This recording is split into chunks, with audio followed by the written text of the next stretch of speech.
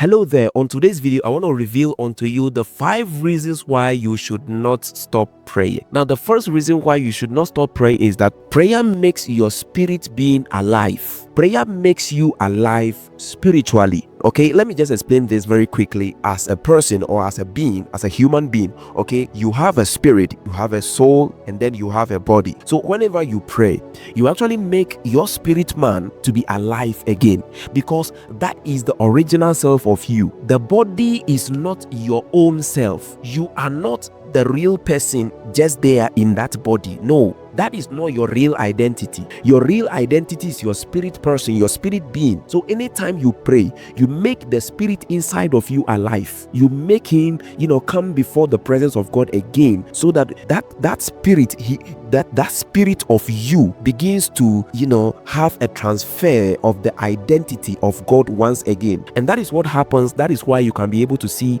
that there are people that live life on earth as if they are spirit beings. Yes, because they have actually learned this code, this prayer code, because anytime you pray, you make your spirit alive. And so the more your spirit is alive, your spirit will continue to connect more, or will continue to overtake your soulish realm. So there are certain things that you may not be able to overreact because you are a spiritual being. You have overflowed from your spiritual realm. That is why demons cannot stand your presence. That is why devilish activities or demonic activities cannot stand your presence. Deceptional things cannot stand your presence, because you actually make your spiritual being to be alive always. So number 2, the reason why you should not stop praying is that because prayer helps you to fall short from the glory of the flesh. Now, listen to this very carefully. This is why you should not stop praying, because prayer helps you to fall short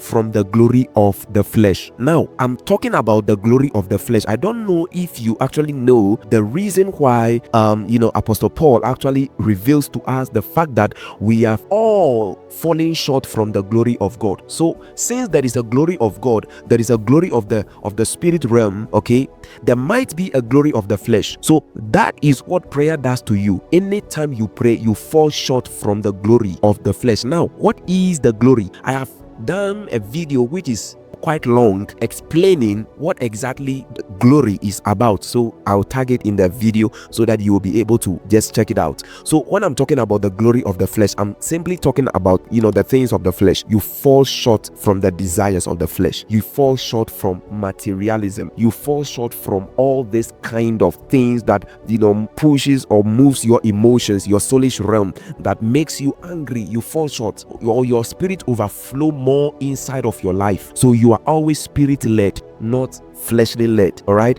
so whenever you pray, that is exactly what happens. You begin to fall short from the glory of the flesh. That is why I want to encourage you so that you will not stop praying. The glory of the flesh is simply about the product of what we are seeing in the world.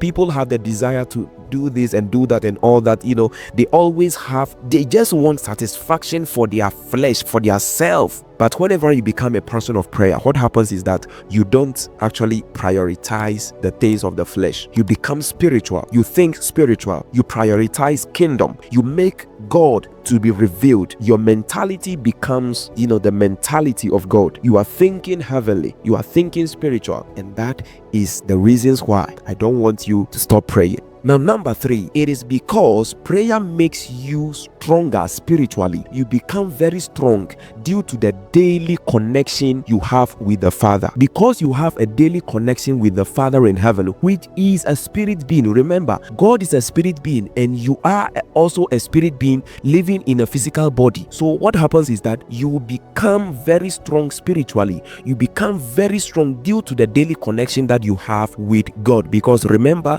that prayer is actually a connection, a communion that you always have with God. Now, number 4, it is because that through prayer, God sees you as a submissive person. He will always not forsaken you. You will easily be served by God anytime you enter into your place of prayer. These are the signs that we see on so many people. That is why you don't have to stop praying, because whenever you pray, God sees you always. He sees you as a submissive person. He sees that you are always submissive. Okay, you are submitted. You are seeking for instructions. You are seeking for help. So anytime you ask God for something, God will not forsaken you. God will respond immediately. Check the life of Elijah, a man passionate for prayer. He praised the Lord. So when he says this rain will not fall immediately, God will quickly serve you when you don't stop praying. Now, number 5, the reason why you are not supposed to stop praying is because prayer always reveals and glorify Jesus Christ, the faithfulness of Jesus Christ, the righteousness of Jesus Christ. And that is why the devil always wants us to be blind about this explanation, this reality, that anytime you pray and seek for forgiveness, we feel like, well, it's you that you have sinned. You are asking for your own forgiveness and you are seeking for forgiveness. So keep on praying about that prayer. For me, I am the righteousness of God. No. Whenever you seek for forgiveness of sins, what happens is that you actually glorify the work of Jesus Christ. You actually reveal the work of Jesus Christ. You actually make Jesus Christ King again.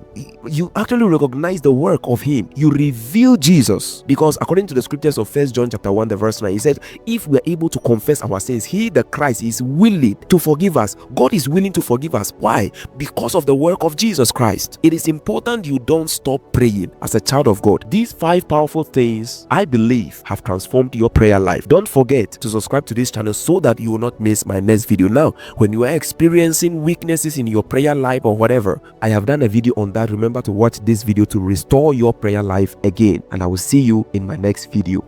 Bye bye.